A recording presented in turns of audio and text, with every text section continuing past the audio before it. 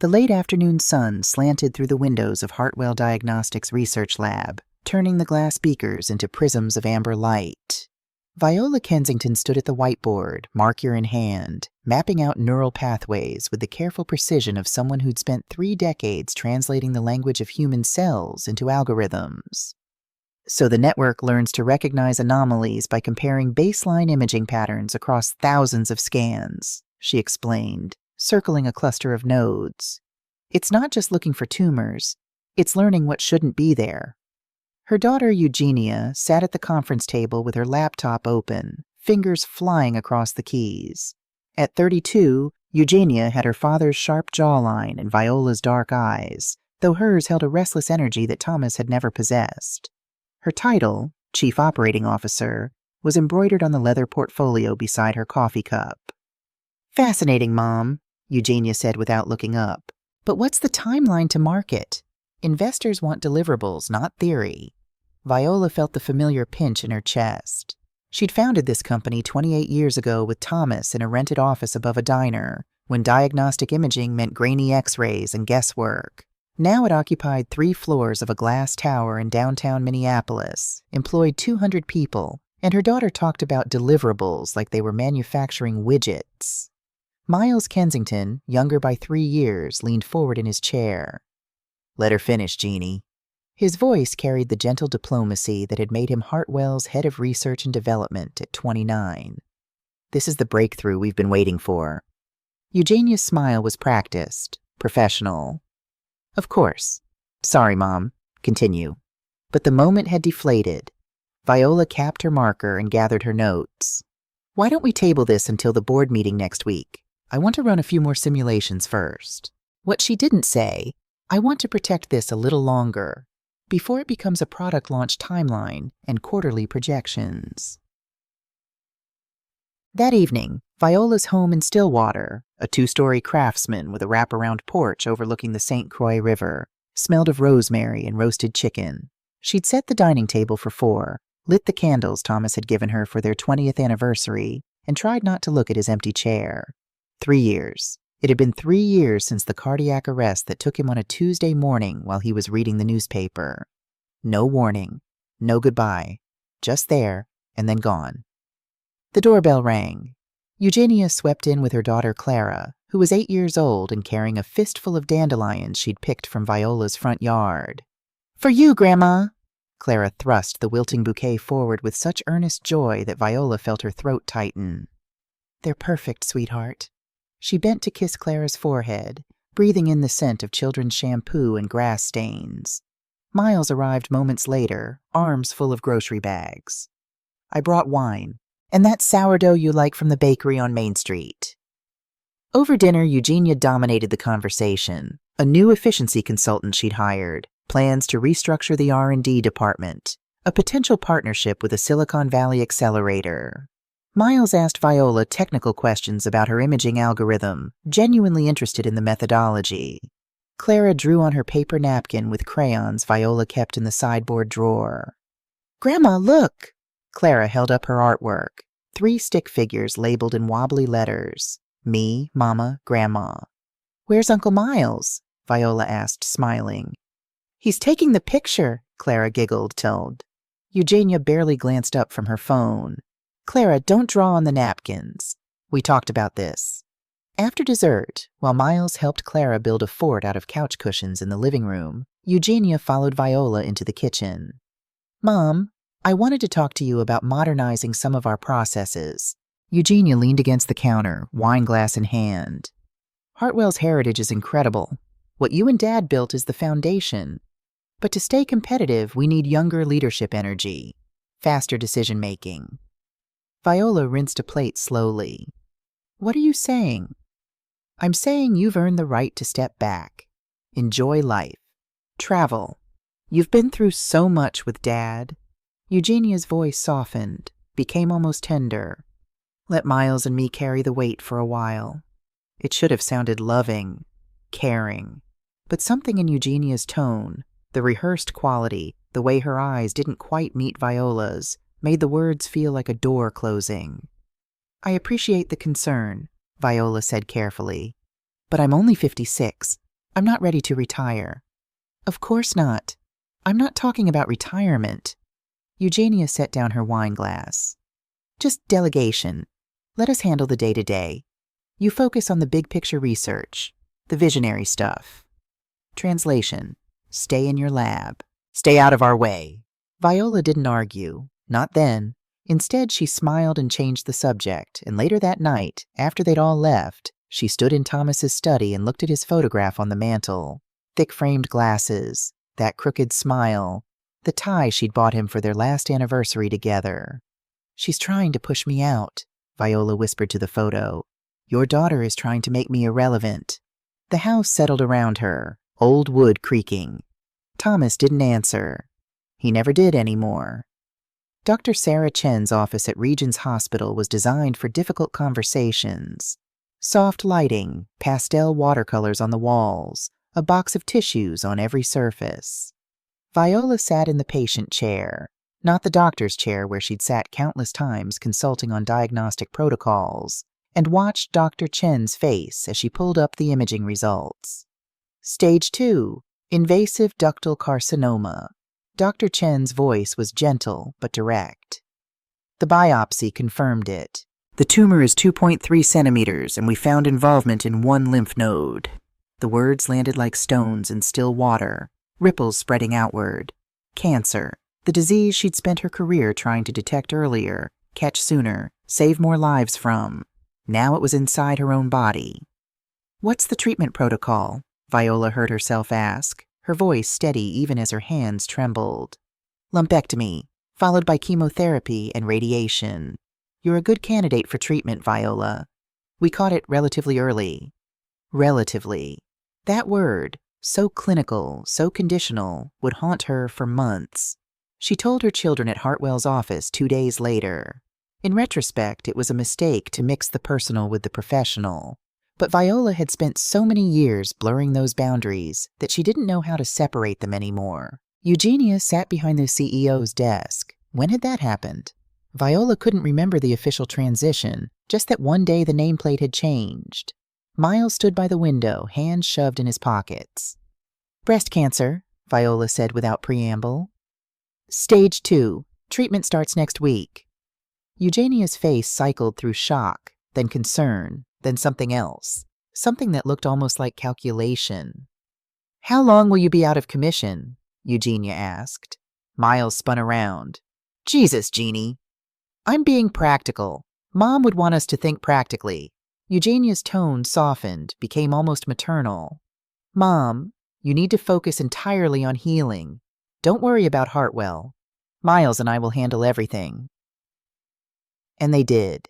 For 6 months, while Viola endured chemotherapy that turned her stomach inside out and radiation that left burns on her skin, Eugenia and Miles ran the company. At first, Viola appreciated it. She was too exhausted to fight, too sick to strategize. The treatments took everything she had, but slowly, she began to notice the shifts. Emails she wasn't CC'd on anymore. Strategy meetings scheduled during her treatment days. Department heads reporting to Eugenia instead of her. When she asked about it, Eugenia had reasonable explanations. We didn't want to overwhelm you. You need to rest. It's temporary, just until you're stronger. Her friend and colleague, Dr. Margaret Sullivan, noticed too. Margaret had worked at Hartwell for 15 years, had co-authored 3 papers with Viola, had held her hand at Thomas's funeral. Keep documenting everything, Margaret told her over coffee at the hospital cafeteria between chemo sessions. I've seen this before with family businesses. Good intentions can turn into power grabs without anyone meaning for it to happen. My own children wouldn't, Viola started. Your children are human, and humans get used to power very quickly. Margaret squeezed her hand. I'm not saying they're malicious. I'm saying protect yourself, just in case. Viola didn't want to believe it was necessary, but she started keeping notes anyway. During one particularly brutal chemo session in February, while the drugs dripped into her veins and nausea rolled through her in waves, Viola had a moment of clarity. Her laptop sat on the hospital tray beside her. Miles had brought it against the nurse's recommendations. She'd been half-consciously reviewing imaging data when the pattern suddenly resolved itself in her mind. The algorithm she'd been developing wasn't just for cardiac anomalies. It could be adapted, expanded, modified to recognize multiple cancer types based on subtle imaging patterns that human radiologists might miss. The kind of cancer that had killed Thomas. The kind of cancer eating away at her own breast tissue right now. With shaking hands, she began to code. The hospital room faded away. The beeping monitors, the antiseptic smell, the IV pole casting shadows. There was only the work. The beautiful, terrible logic of teaching machines to see what kills us. She emailed fragments of code to herself, buried in folders with innocuous names. She didn't tell anyone, not Miles, not Margaret. Certainly not Eugenia. Some instinct, maybe Margaret's warning, maybe her own growing unease, told her to keep this close. In the quiet moments between treatment and sleep, Viola thought about Thomas.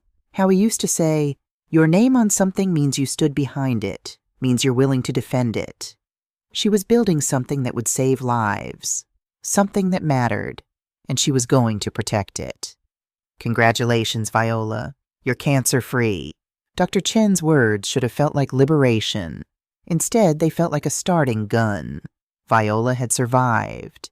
Now she had to reclaim her life. She returned to Hartwell on a Monday morning in late April, wearing the blue blazer Thomas had always said made her look ready to conquer the world.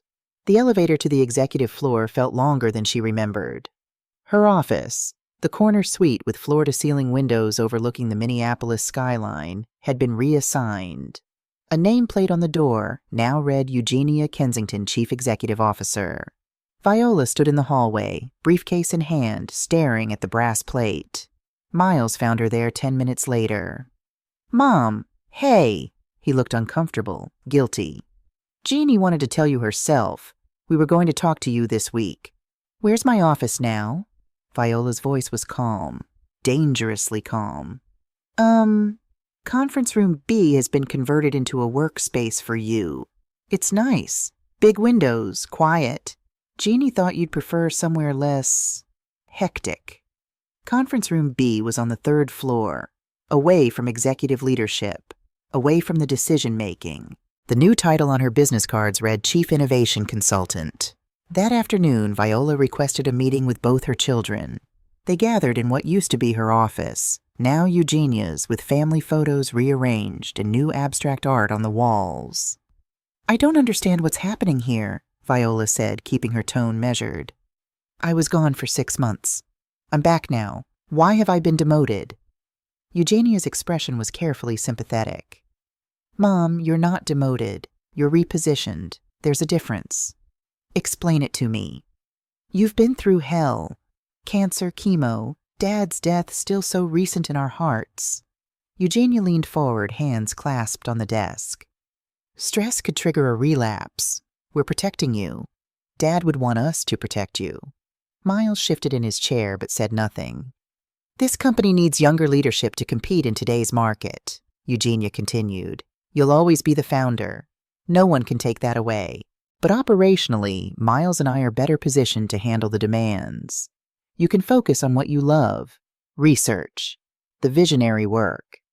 Isn't that what you want?" It was a beautiful trap, decline, and she was the ungrateful mother prioritizing ego over health. Accept, and she became a figurehead in her own company. "I'd like to see the board minutes from the last 6 months," Viola said. "Of course. I'll have my assistant send them over." Eugenia smiled. Warm, reassuring, lying. The minutes never came. Over the next weeks, Viola pieced together her new reality. Her company email credentials had been updated for security, which meant she couldn't access certain folders anymore. Board meetings happened without her. Strategic planning sessions were scheduled during times she'd marked as medical appointments on the shared calendar, even though her treatments had ended. In May, following Dr. Sullivan's advice from months ago, Viola did something she'd never imagined she'd need to do. She filed a provisional patent application for her multi-cancer detection algorithm, under her name only, not Hartwell Diagnostics, not jointly with her children, just hers. She didn't tell anyone. It felt like betrayal, of family, of trust, of everything she and Thomas had built together. But some voice inside her, growing louder each day, whispered, "Protect yourself, just in case." The family dinners continued, but they felt different now, strained. Eugenia talked about company business as if Viola were an interested outsider rather than the founder. Miles tried to bridge the gap, asking about her research, but his questions felt obligatory. Only Clara remained unchanged. At their June dinner, she presented Viola with a construction paper card covered in glitter and stick figure drawings. "I made this for you, Grandma. It's a glad you're not sick anymore card." Viola hugged her granddaughter and felt tears burn behind her eyes. Clara still saw her. Clara still thought she mattered. When Thanksgiving came, Viola hosted at her Stillwater home the way she always had. She spent 3 days preparing, roasting turkey, baking pies, setting the table with Thomas's mother's china. Eugenia arrived 2 hours late with a guest, Lucas Pierce, the new VP of engineering she'd hired in September. Viola had never met him. Didn't know he'd been invited. "Sorry we're late, Mom," Eugenia said, sweeping into the dining room with Lucas in tow. "We were pre-celebrating, just closed a major investor deal that goes live Friday." Viola set down the serving dish carefully. "What deal?" "Oh, just boring corporate stuff. You focus on enjoying the holiday." Eugenia smiled and changed the subject. After dinner, after Eugenia and Lucas had left with barely a goodbye, Dr. Margaret Sullivan stayed behind to help with dishes. "Viola," Margaret said quietly, "I need to show you something." She pulled a flash drive from her purse and set it on the kitchen counter. "What is this?" "Emails. I've been documenting like I told you to." Margaret's face was grave. "They're shopping your research to venture capitalists. Not Hartwell's research. Your algorithms. The imaging frameworks you showed them back in 2019. Viola stared at the flash drive like it was a snake. "That's not possible. Eugenia wouldn't." "There are over 400 emails, Viola. Investor decks, term sheets, technical specifications that match your work word for word, all dated between June and November of this year." The kitchen felt too small suddenly, too cold. "I don't believe you," Viola whispered. But she took the flash drive. That night after Margaret left, Viola sat at Thomas's desk in his study. Their wedding photo watched from the shelf, young and smiling, believing they'd have forever. She plugged in the flash drive. The first email was dated June 15th, 2022. Subject line, Hartwell Proprietary AI Framework, Investment Opportunity. Viola began to read. 2 hours later, she'd seen everything. Pitch decks describing her neural network architecture. Investor presentations claiming Hartwell's revolutionary diagnostic AI.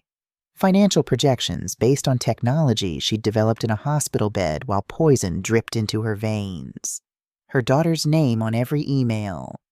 On the wall beside Thomas's desk, Clara's latest crayon drawing hung in a cheap frame.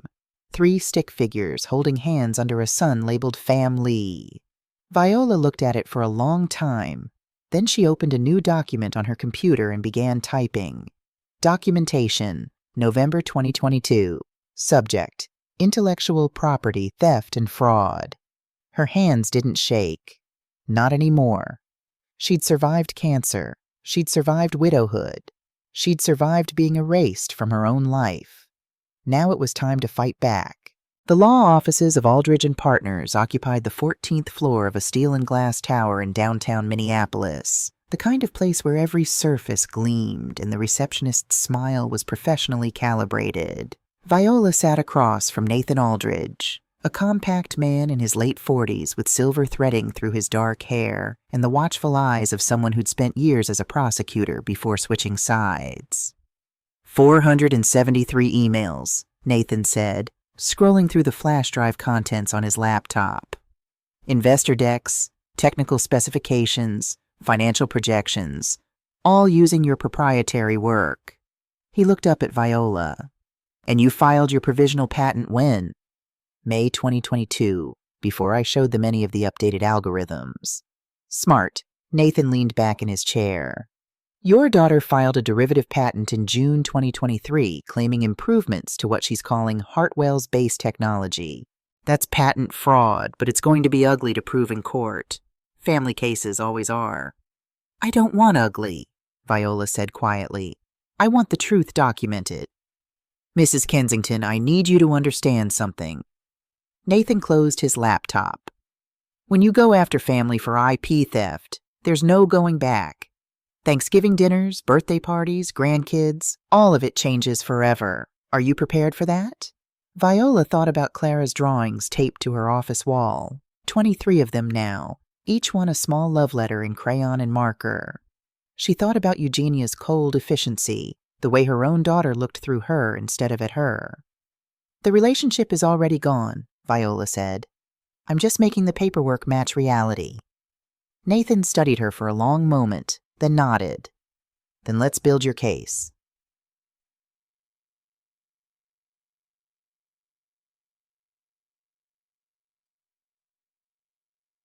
Over the next 3 months, Viola became a detective in her own life. With Dr. Margaret Sullivan's help, she collected evidence with the meticulous care she'd once reserved for lab protocols. December 15, 2022. Viola discovered that Eugenia and Lucas Pierce had created a shell company, Hartwell Advanced Solutions, LLC, registered in Delaware. The company's stated purpose: development and commercialization of artificial intelligence, diagnostic tools. The listed technology assets, her algorithms. January 8, 2023. Using an old admin login that IT had forgotten to deactivate, Viola accessed Hartwell's financial records. James Hendricks, the former CFO whom Eugenia had restructured out 6 months ago, had left detailed notes in the system. Funds were being diverted to the shell company, nearly $2.3 million over 8 months. January 22, 2023. Dr. Rachel Morrison, Viola's former research partner who now headed diagnostic imaging at Mayo Clinic, agreed to review the algorithm code. Over coffee at a neutral location, a bookstore cafe in Rochester, Rachel's face grew increasingly troubled as she scrolled through the files. Viola, this is exceptional work, Rachel said, and it's unquestionably yours. The coding style, the mathematical approach, I'd recognize it anywhere. We've published 3 papers together. Would you be willing to testify to that? Rachel didn't hesitate. Absolutely. And I'll do you one better. Let me co-develop the legitimate version with you. We can run trials at Mayo, get real validation, do this the right way. That handshake, in a bookstore that smelled of coffee and paper, became the foundation of what would eventually become Biogenesis Diagnostics. February 3, 2023. Through Margaret's connection, her daughter was engaged to a Minneapolis PD detective. Viola met Detective Catherine Reeves from the White Collar Crime Unit. Catherine was 39, sharp-eyed, with the careful demeanor of someone who'd seen too many financial crimes destroy families. I can't open a formal investigation based on what you've shown me, Catherine said, reviewing Viola's documentation in a conference room at the police station. But I can look into it informally. Corporate fraud often involves other crimes, wire fraud, tax evasion. If there's more here, I'll find it. Viola's team was forming. Nathan, the lawyer who didn't lose. Rachel, the scientist who could validate her work. Margaret, the loyal friend. Catherine, the detective. And Viola herself, learning to be harder than she'd ever imagined. But the case that was building wasn't just about theft anymore.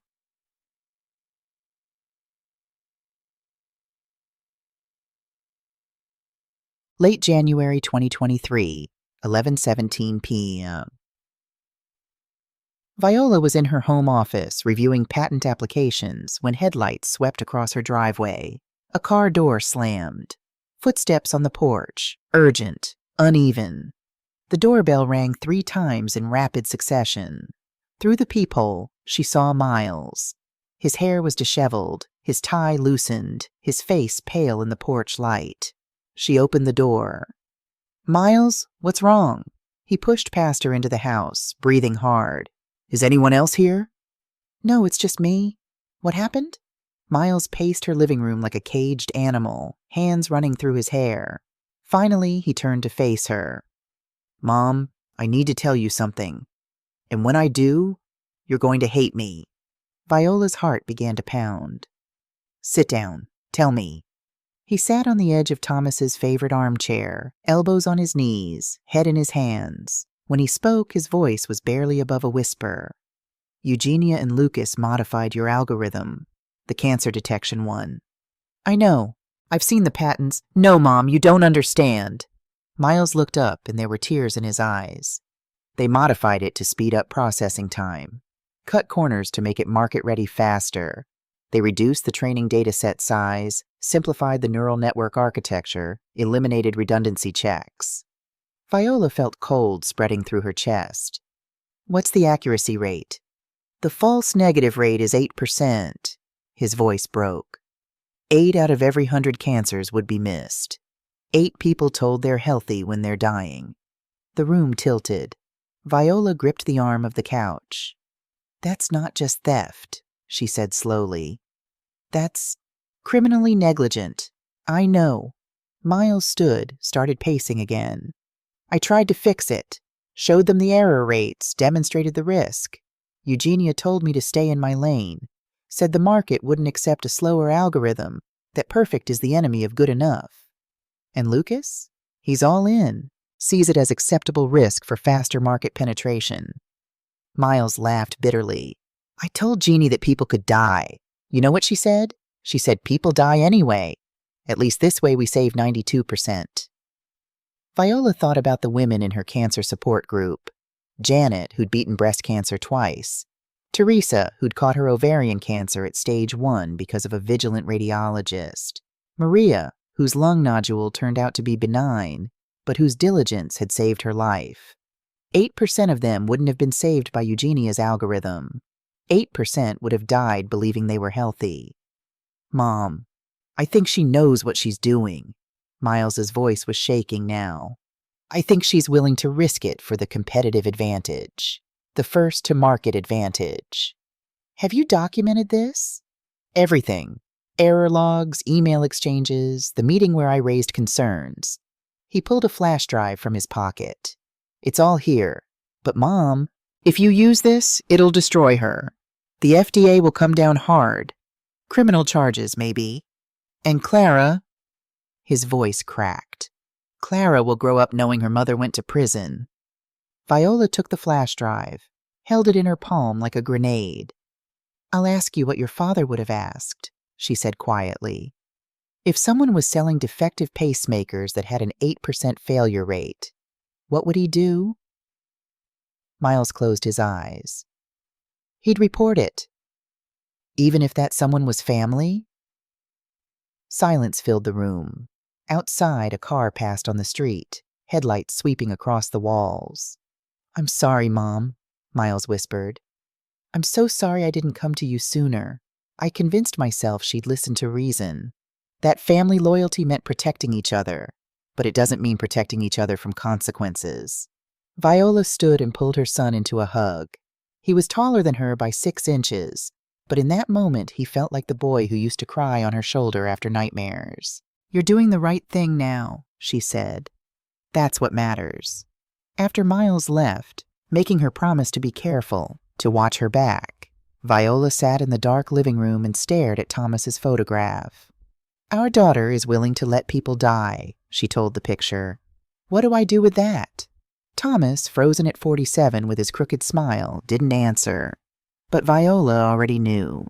Nathan Aldridge worked with the focused intensity of a chess master, planning 12 moves ahead. In his conference room, now transformed into a war room, he'd covered one wall with a timeline of events. Red string connected photographs, documents, email printouts. Here's what we have, Nathan said, tapping the wall with a marker. Patent filed by you in May 2022. Patent filed by Eugenia in June 2023, claiming derivative improvements. Your version, 1.2% false negative rate, verified by Mayo Clinic trials. Her version, 8.3% false negative rate, verified by your son's internal testing. Rachel Morrison sat beside Viola, reviewing the clinical trial data on her laptop. The Mayo results are irrefutable. We ran your algorithm against 3,000 archived imaging scans with known outcomes. 98.8% accuracy. It's remarkable, Viola. Can we submit to the FDA? Viola asked. We already did, Rachel said, anonymously, as part of a routine accuracy review for AI diagnostic tools. They'll investigate Hartwell Advanced Solutions within the next 90 days. Detective Catherine Reeves had news, too. I've been looking into the financial side. Your daughter's shell company received investments from 3 VC firms between July and December 2022. Total, $4.7 million. The prospectus she sent them describes the algorithm as Hartwell's proprietary development. Catherine slid a folder across the table. That's wire fraud. Multiple counts. Viola opened the folder. Inside were copies of investment agreements, all bearing Eugenia's signature, all claiming ownership of technology Viola had created. What's the timeline? Viola asked Nathan. Eugenia is planning an IPO for Hartwell Advanced Solutions in October. Target valuation, $890 million. The prospectus is already drafted. Nathan pulled up a document on his laptop. Look at page 12, Company History section. Viola read, Hartwell Advanced Solutions builds upon the pioneering foundation established by Viola Kensington and Dr. Thomas Kensington, integrating cutting-edge AI development by our executive leadership team. Her name, mentioned once, in the past tense, like a historical footnote. They're erasing you, Margaret said quietly from her seat by the window, making you disappear from your own legacy. Not if we stop them first, Nathan said. Here's my recommendation. We wait until the IPO roadshow begins. Late October. Then we drop everything simultaneously. The patent lawsuit, the FDA violation report, and a media expose. All at once, coordinated timing, maximum impact. Why wait? Viola asked. Because right now your daughter can claim this is a family misunderstanding. She can settle quietly, make you sign an NDA, bury the truth.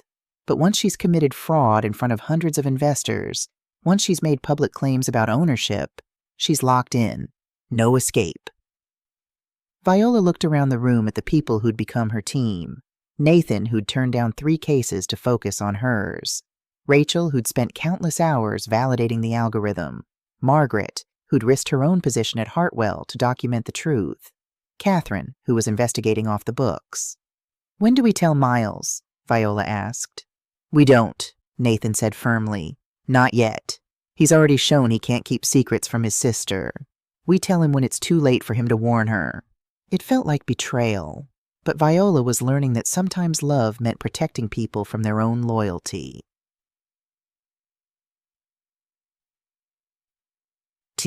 June 2023, the envelope arrived on a Tuesday. No return address, but Viola recognized the handwriting on the front. Clara's careful, looping cursive. Inside was a letter written on lined notebook paper with a flower doodle in the corner. Dear Grandma, Mom says you're sick again. She says that's why you don't come visit anymore. She says you have early dementia and you get confused easily and that it would upset you to see us too much. I don't think that's true. You remembered my birthday. You sent me that science kit. People with dementia don't remember birthdays. I miss you a lot. More than ice cream, more than Christmas. I'm learning about genetics in school. Did you know that intelligence can be inherited? My teacher says if your grandmother was smart, you might be smart too. That means I got it from you. I want to be a scientist like you when I grow up. I want to help people not be sick. I love you, Grandma. Clara Viola read the letter 3 times, then pressed it to her chest and cried harder than she'd cried since Thomas's funeral. Eugenia had told her granddaughter she had dementia, had poisoned a 10-year-old child against her to justify the distance. That night, Viola called Nathan. I'm ready, she said. Whatever it takes. I want her to face everything she's done. Are you sure? Viola looked at Clara's letter, at the flower doodle, at the words, I want to be a scientist like you. I'm protecting my granddaughter, Viola said, from learning that lies have no consequences. James Hendricks met Viola at a Vietnamese restaurant in St. Paul, far from Hartwell's usual haunts. He'd aged since Eugenia forced him out, more gray in his hair, deeper lines around his eyes. But his handshake was still firm. "I've been waiting for someone to do something," James said, sliding a folder across the table. "I kept copies of everything. Financial transfers, board meeting minutes where Eugenia misrepresented the source of the IP, emails where she instructed me to categorize R&D expenses in ways that obscured the shell company. Why didn't you come forward before?" James looked down at his coffee. "Because I convinced myself it was a family matter, that I shouldn't get involved. Then I saw the IPO prospectus." He looked up, and there was anger in his eyes now. "She's about to make $900 million off technology she stole from you. That's not a family matter anymore. That's fraud." He pushed the folder toward her. "Everything you need to prove financial misconduct. Wire transfers, tax filings, the works." Viola added it to the growing mountain of evidence in Nathan's office. 10. September 28, 2023. Sophia Castellanos from the Minnesota Tribune called Viola directly. Someone had tipped her off, probably Rachel, though she didn't say. "Mrs. Kensington, I'm investigating the Hartwell Advanced Solutions IPO. I've heard rumors about IP disputes and FDA concerns. Would you be willing to go on record?" They met at a bookstore cafe in Edina. Sophia was 36, with sharp eyes and the tired look of someone who'd spent too many late nights chasing stories. She'd won a Pulitzer 2 years ago for exposing a pharmaceutical company that had buried evidence of dangerous side effects. "I need you to understand something," Sophia said after Viola had shown her the evidence. "Once I publish this, your family will never be the same. Your daughter could face criminal charges. Your son will have to choose sides publicly. Your granddaughter will read about this when she's older. Are you prepared for that?" "My granddaughter already thinks I have dementia," Viola said. "My daughter is about to deploy a medical device that could kill people. What exactly am I preserving by staying quiet?"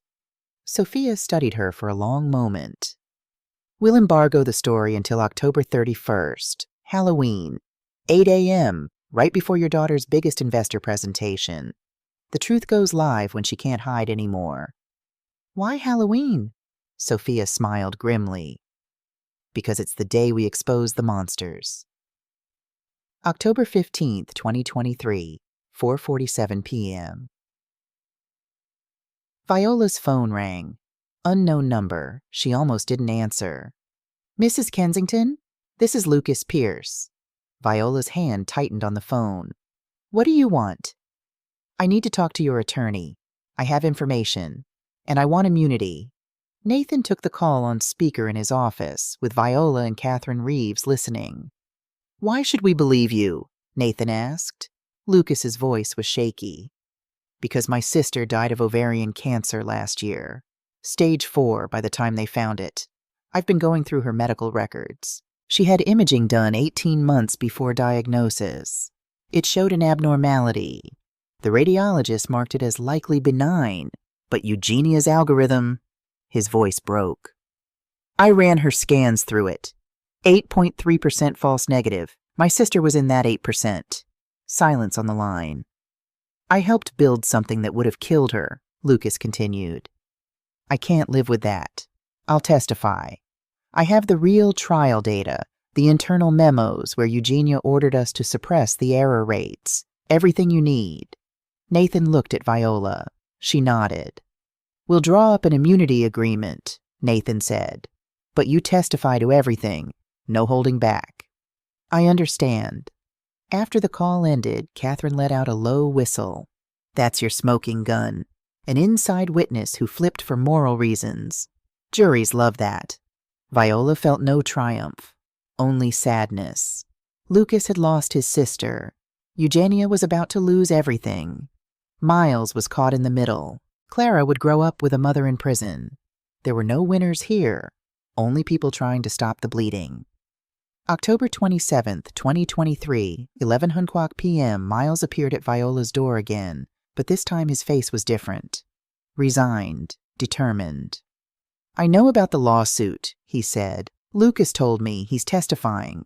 Viola stepped aside to let him in. And I'm testifying too." Miles sat heavily on the couch. I can't watch this happen and stay silent. But Mom, I need you to understand something about Jeannie. What? She's not doing this because she doesn't love you. She's doing it because she can't accept that she'll never be you. Miles's voice was thick with emotion. Dad used to talk about you like you hung the moon. Every achievement I had, every award Jeannie won, he'd say, just like your mother. We weren't people to him. We were reflections of you. Viola felt the words like a punch. I didn't know. You didn't see it because you were grieving him. But Jeannie saw it her whole life. And when he died, she thought finally she could step out of your shadow. But then you created something brilliant while dying of cancer, and she realized she'd never escape you. So she tried to become you, to take your work and make it hers. That doesn't excuse what she's done. I know. I'm not asking you to forgive her. I'm asking you to understand her. Because when this is over, someone needs to remember that she's not just a criminal. She's a daughter who got lost trying to find herself. Viola looked at her son, this good man who saw complexity where others saw only black and white. Will you still speak to me after? She asked. After I do this to your sister? Miles took her hand. Mom, you're not doing this to her. You're holding her accountable. There's a difference. He left an hour later. As his car pulled away, Viola stood at the window and watched the tail lights disappear. 4 days until Halloween. 4 days until the truth. In her office, Viola pulled up the email draft to Sofia Castellanos. Subject line, Final Approval. Her cursor hovered over the send button. On the wall, Clara's drawings watched her. 27 of them now. The latest showed 3 figures, grandmother, mother, and child, holding hands under a tree labeled family. Clara still believed family meant something. Viola was about to teach her a harder lesson, that family means telling the truth, even when it destroys everything. She clicked send. The email disappeared into the digital ether. There was no taking it back now. Viola hadn't slept. She'd tried, laid in bed for hours watching the ceiling fan rotate, listening to the house settle, feeling the weight of what was about to happen press down on her chest like a physical thing. At 5:30, she gave up and made coffee. Strong, black, the way Thomas used to drink it. The kitchen was still dark, the world outside her windows just beginning to lighten from black to deep blue. On the table in front of her laptop, phone, and a photograph of Clara from last summer. In the photo, Clara was laughing, ice cream smeared on her chin, eyes bright with joy. Eugenia had posted it to Instagram with the caption, "My whole world." In 3 hours, that world would shatter. Viola's phone buzzed. A text from Nathan. Everything queued. Article goes live at 8:00. Lawsuit files at 8:01. FDA announcement at 8:15. Are you ready? Her thumbs hovered over the screen. Was she ready? To destroy her daughter's life? To make her granddaughter's mother a felon? To prove that she was willing to burn down her family to save strangers? Another text, this time from Miles. Mom, whatever happens today, I love you. You're doing the right thing. Viola closed her eyes, breathed, thought about the women in her cancer support group. Janet, Teresa, Maria. Thought about Lucas's sister, dead at 34 because someone had missed what should have been caught. Thought about the 8%, the 8 out of every 100 people who would be told they were healthy when they were dying. She typed back to Nathan, I'm ready. Do it. Then she sat in her dark kitchen and waited for the sunrise.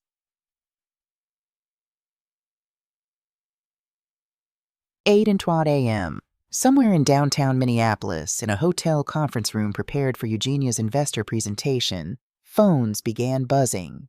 Laptops pinged with notifications. The hum of professional conversation fractured into confused murmurs, then shocked exclamations. Viola wasn't there to see it, but she could imagine it. The Minnesota Tribune's homepage loading with Sofia Castellanos' article. The headline in stark black letters. Hartwell Diagnostics IPO built on stolen, defective AI founder's daughter, accused of patent fraud.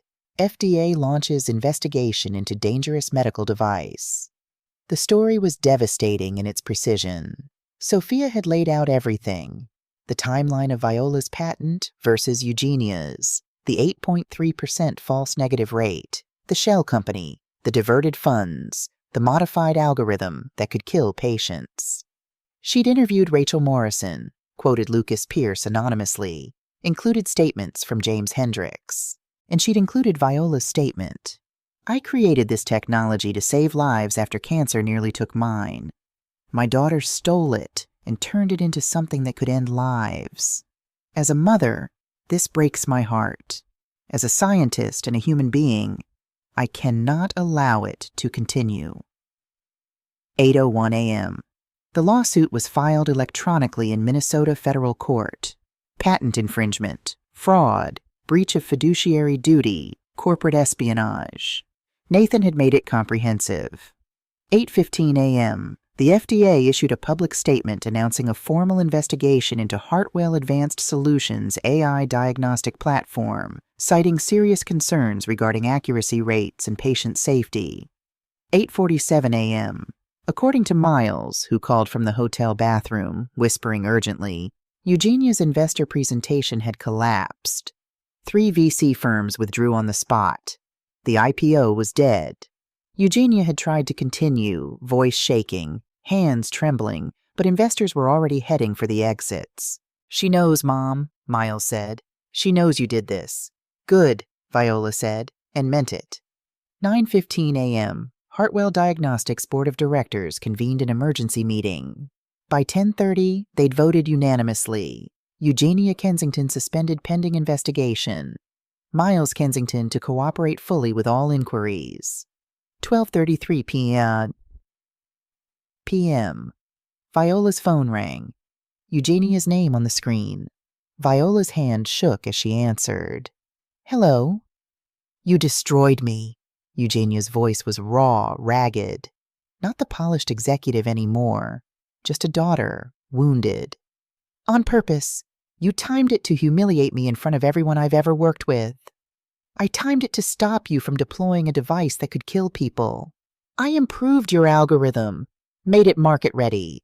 You were too slow, too obsessed with perfect data. 8% false negatives isn't an improvement, Eugenia. It's a death sentence with good marketing. Silence on the line, then quieter. You're going to put me in prison. No, you put yourself in prison when you committed fraud. I'm Clara's mother. She needs me.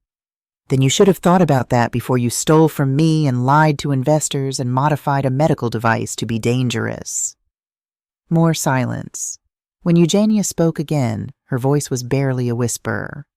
I hate you. I know, Viola said. We need to talk. In person. Tomorrow. Pete's Diner in Stillwater, 2:00 p.m. Just us. Why would I? Because if you don't, the next conversation will be with federal prosecutors, and you won't get to say anything without a lawyer present. This is your chance to be heard. Eugenia hung up without answering, but Viola knew she'd come. The diner smelled like coffee and bacon grease and the ghosts of 1,000 conversations. Viola sat in a corner booth, the red vinyl cracked and patched with duct tape, hands wrapped around a mug of coffee that had gone cold an hour ago. Sophia Castellano sat 3 booths away, laptop open, recording device visible on the table. Minnesota was a one-party consent state. Eugenia had been warned. At 2:17, Eugenia walked in. She looked like she'd aged a decade overnight. Designer suit wrinkled, makeup smudged under her eyes, hair pulled back in a messy ponytail instead of her usual sleek style. But she held her head high as she crossed the diner, slid into the booth across from Viola. You're recording this, Eugenia said flatly, glancing at Sophia. Yes. Of course you are, Eugenia laughed bitterly. Can't even have a private conversation with your own mother anymore.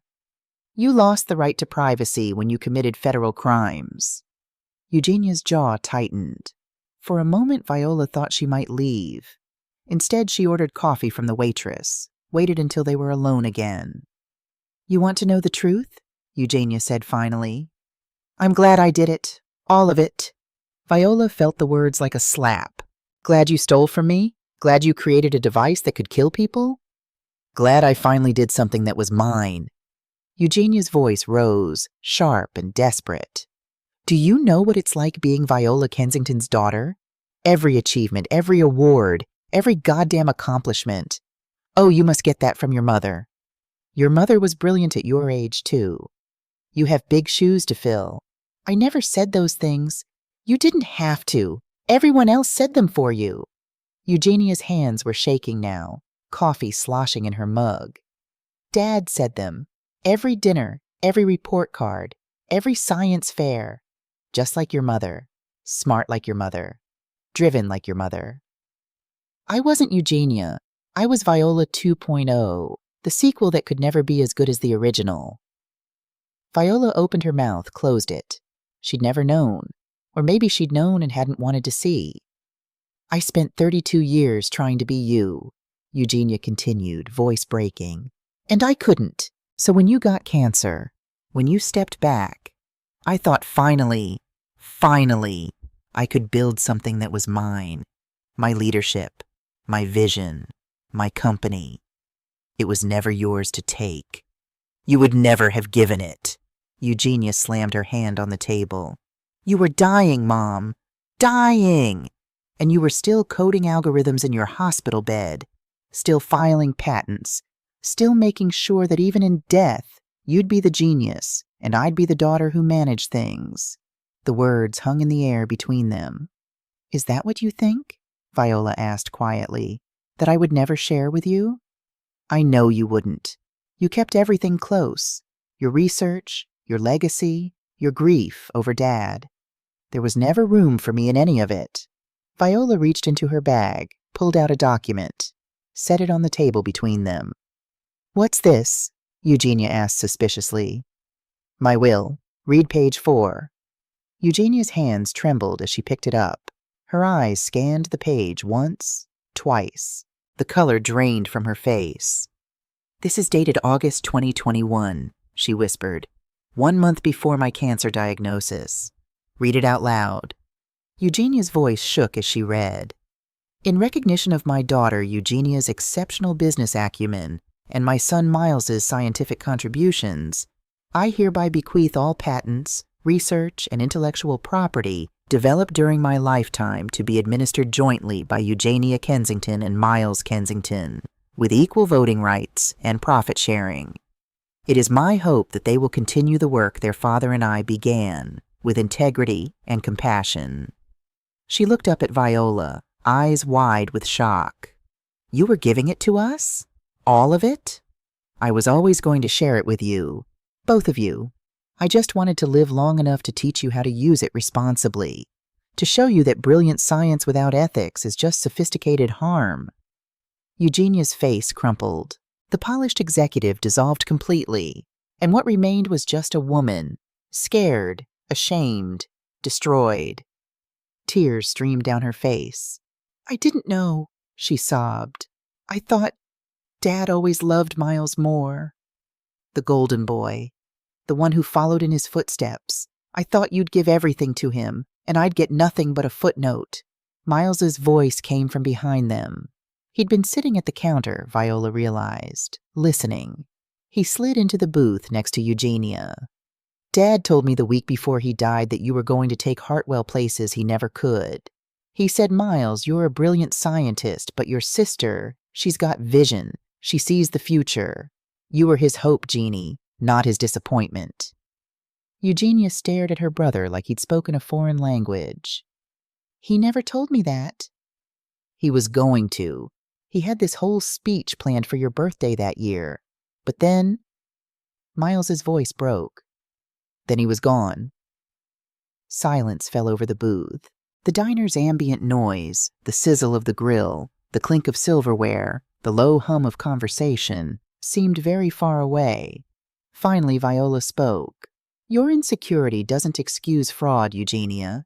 Your pain doesn't justify putting patients at risk. You need to face consequences for what you've done. Real consequences. I know, Eugenia whispered. But after you've faced them, if you want to repair what we've broken, Viola's voice caught. I'll be here, not to absolve you, not to make it easy, but to help you become the person I always believed you could be. Eugenia looked at her mother with red, swollen eyes.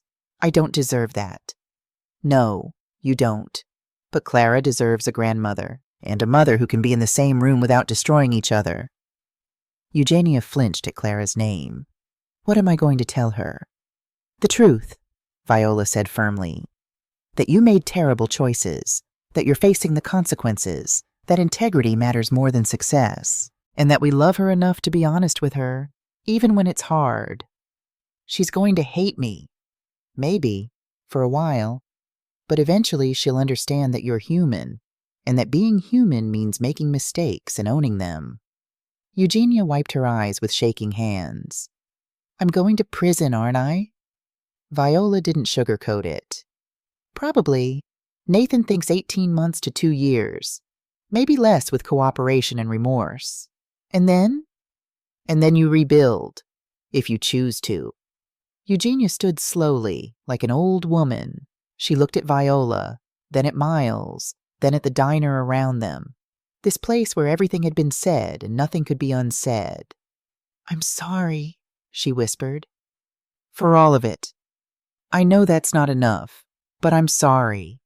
She walked out of the diner without looking back. Miles stayed. He reached across the table, took Viola's hand. That was the hardest thing I've ever watched, he said quietly. The hardest part is still coming, Viola replied. The irony wasn't lost on Viola. Valentine's Day, a day supposedly about love, and she was sitting in a federal courthouse watching her daughter be sentenced. The gallery was packed. Media in the back rows. Hartwell employees, some supportive, most angry. Dr. Rachel Morrison sat beside Viola, a steady presence. Nathan Aldridge sat at the prosecution table, expression neutral. Eugenia sat at the defense table in a gray suit, hands folded, face pale. Her attorney, a silver-haired woman named Patricia Brennan, had negotiated a plea deal. Guilty plea to wire fraud and patent infringement in exchange for dropping the more serious corporate espionage charges. Judge Maria Chen, a 58-year-old woman with sharp eyes and zero tolerance for corporate crime, reviewed the file one last time before speaking. This court has reviewed the extensive documentation in this case. The evidence is overwhelming. Ms. Kensington, you stole proprietary technology from your own mother, falsified its capabilities to investors, and created a medical device with an unacceptably high failure rate that could have resulted in patient deaths. Eugenia stood, trembling slightly. However, Judge Chen continued, this court also recognizes the complex family dynamics at play. Your actions were criminal. They were also symptoms of deeper pathological patterns in how we value ambition over ethics, speed over safety, and profit over people. The judge paused, looked directly at Eugenia. The court has received letters from your daughter Clara, from your brother Miles, and from numerous Hartwell employees describing your contributions to the company prior to these crimes. The court has also noted your cooperation with federal investigators, your testimony against your co-conspirator Lucas Pierce, and your genuine remorse. Viola held her breath. Therefore, this court sentences you to 18 months in federal prison to be served at FPC Duluth. Upon release, you will serve 5 years of supervised probation, pay restitution in the amount of $2.4 million to defrauded investors, and you are permanently barred from holding executive positions in any healthcare-related company.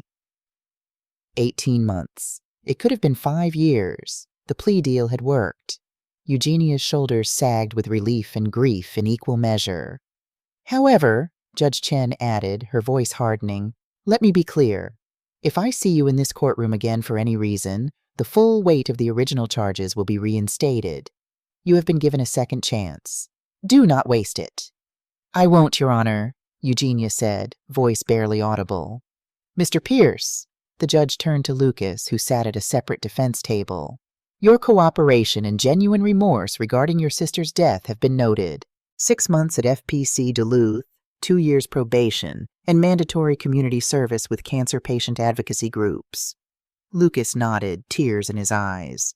The court is adjourned. The gavel struck. It was over.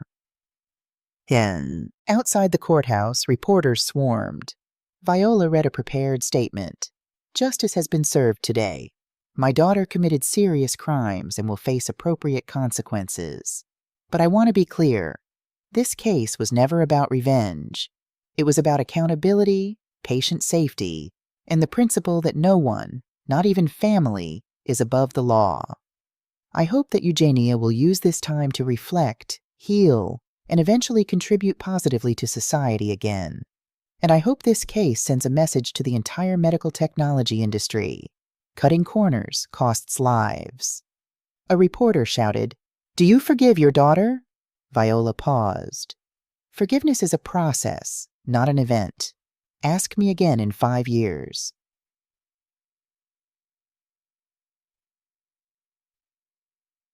That evening, Viola sat in her Stillwater home office, surrounded by Clara's drawings, now numbering 32. Biogenesis Diagnostics had launched its FDA-approved algorithm the week before. Mayo Clinic projected it would save 12,000 lives annually. Her phone rang. Miles. "Mom, Clara wants to visit Jeannie before she reports to prison. Eugenia wants to know if you'll come, for Clara's sake." Viola looked at Thomas's photograph, at the wedding picture where they were young and whole and believed in forever. "Yes," she said, "for Clara's sake." The visiting room at FPC Duluth smelled like industrial cleaner and recycled air. Viola sat at a small table, hands folded, watching the door where inmates entered. Eugenia walked in wearing khaki prison uniform, hair pulled back in a simple ponytail, face bare of makeup. She looked younger somehow, rawer, more real. Clara jumped up from her seat, 12 years old now, taller, braces on her teeth, and rushed to hug her mother through the awkward constraints of prison visiting rules. "Mom, I brought my science fair project. Mr. Harrison said I could show you the photos." They sat. Clara spread out pictures of her project on the table, an improved version of Viola's algorithm adapted for pediatric cancers. "Grandma and Uncle Miles helped me with the coding," Clara explained proudly. "But the core idea was mine. And look," she pointed to the citations page. "I listed everyone who contributed. Grandma says that's what real scientists do." Eugenia looked at Viola across the table. Something passed between them. Not forgiveness exactly, but understanding. Acknowledgement. "That's beautiful work, sweetheart," Eugenia said to Clara. "Your grandmother is teaching you what I should have learned." "You're learning it now," Viola said quietly. "That's what matters." After Clara excused herself to get a soda from the vending machine, giving the adults privacy, Eugenia leaned forward. "I've been doing therapy here, group sessions, individual counseling." She paused. "I understand now that I was trying to prove I was worthy of love by achieving things. Like achievement was a substitute for actually being seen." "I'm sorry I didn't see you," Viola said. "I was so focused on my work, on proving myself after Thomas died, that I didn't notice you drowning. We both failed each other." "Yes, we did." Silence settled between them, but it wasn't hostile anymore, just sad, honest. "I'm still angry at you," Eugenia said. "I'm still angry at you, too. But Clara deserves better than our grudges." "She does." As visiting time wound down, Eugenia pressed a folded piece of paper into Viola's hand. "Read this later, when you're alone." Viola slipped it into her purse. In the car, Clara fell asleep in the back seat, exhausted from the emotion of seeing her mother. Viola pulled into a rest stop, sat in the quiet car, and unfolded Eugenia's letter. The handwriting was shaky but determined. "Mom, there's something you need to know about Dad, something I've carried for 8 years. He didn't die of sudden cardiac arrest. He had symptoms for 6 months before: chest pain, shortness of breath, fatigue. He made me promise not to tell you. He was terrified of appearing weak, of losing the company, of becoming a burden. By the time I convinced him to see a doctor, it was too late. They said if he'd come in even 3 months earlier, they could have saved him. I've carried that guilt every single day. That's why I pushed so hard on the algorithm. I was trying to save people like him, people too proud or scared to ask for help. I thought if I could build something that caught disease before symptoms appeared, I could prevent other daughters from losing their fathers. But I lost myself trying to outrun his ghost. I became exactly what I was afraid of, someone who sacrificed everything for achievement, someone who valued success over truth. I don't expect you to forgive me for what I did to you, but I need you to know it was never about not loving you. It was about loving you so much that I couldn't bear being less than you. I'm working on that. On being enough just as I am. Thank you for giving me a chance to become better. Eugenia Viola sat in the car and cried. For Thomas, for Eugenia, for all the ways grief makes us cruel and love makes us blind. When she was done, she looked in the rearview mirror at Clara, still sleeping peacefully. Clara hadn't been told about Thomas's hidden illness yet. She still believed her grandfather had died suddenly, without warning, without choice. Maybe someday Viola would tell her the truth, that the people we love most can still lie to protect themselves. That pride can kill as surely as disease. That the work Viola was doing, the algorithms, the early detection, the relentless pursuit of catching cancer sooner, was born from two kinds of grief. The sudden loss of a husband and the slow realization that it didn't have to be sudden at all. But not today. Today, Clara could still believe in straightforward stories and happy endings. Clara sat at Viola's desk, working on her science project presentation. On the wall, all 32 of her drawings were displayed in chronological order, a gallery of childhood love rendered in crayon and hope. "Grandma?" Clara asked without looking up from her laptop. "When Mom comes home, can we add her to the wall?" Viola looked at the drawings, at the stick-figure families and the hearts and the messages of love that had sustained her through the darkest period of her life. "Yes," she said, "we'll make space for everyone." Clara smiled. Thomas's smile, Viola's determination, Eugenia's resilience all combined in one 12-year-old face, and went back to her work. Outside, autumn was beginning to turn the leaves gold and red. Biogenesis Diagnostics had just announced a partnership with 15 major hospitals. The algorithm was saving lives, real people with families and futures. Eugenia had 6 more months of prison. Miles was thriving as co-CEO. Clara was learning that science was about rigor and citations and admitting when you didn't know. And Viola was learning that victory and loss could exist in the same moment, that you could be right and it could still hurt. That family was something you rebuilt, not something you assumed. Her phone buzzed. A text from Eugenia. Inmates had limited supervised phone access. Clara showed me her presentation plans. She cited you 12 times. I'm so proud of her. Viola typed back. She cited you 3 times too, for teaching her about persistence. 3 dots appeared, disappeared, appeared again. Thank you for that. Thank you for trying. Viola set down her phone and looked at Clara, bent over her laptop, tongue sticking out slightly in concentration the way Thomas used to do. The work wasn't finished. The healing wasn't complete. The relationship with Eugenia might never be what it was, might never be easy or simple or uncomplicated, but it was honest now, and honest was a start. In the frame on Viola's desk, Thomas's photograph smiled at her, frozen at 47, forever believing the best in everyone. We did our best, Viola whispered to the picture.